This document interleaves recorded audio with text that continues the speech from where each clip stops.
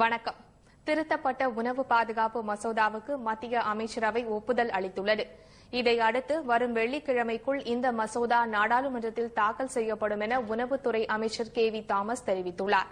இதன்படி பொது விநியோக திட்டத்தின் கீழ் மக்கள் தொகையில் 67% பேருக்கு மானிய விலையில் உணவு தானியங்கள் வழங்கப்படும். தலா 5 கிலோ அரிசி, கோதுமை அல்லது இதர தானியங்கள் கிலோ ₹1 முதல் ₹3 வரை விலைக்கு இவர்களுக்கு ஒவ்வொரு மாதமும் வழங்கப்பட உள்ளது. இதற்கான பயனாளிகளை தேர்வு செய்யும் பொறுப்பு மாநில அரசுகளுக்கு அளிக்கப்பட்டுள்ளது. உணவு தானியங்களின் மீதான மானிய விலை அடுத்த 3 ஆண்டுகள் வரை உயர்த்தப்பட மாட்டாது என்றும் புதிய மசோதாவில் கூறப்பட்டுள்ளது.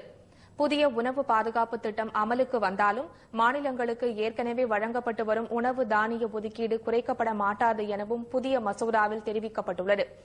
இந்நிலையில் மசோதாவின் சில அம்சங்களை குறித்து மார்க்சிஸ்ட் கம்யூனிஸ்ட் கட்சி கடுமையான எதிர்ப்பை தெரிவித்துள்ளது குறிப்பிடத்தக்கது.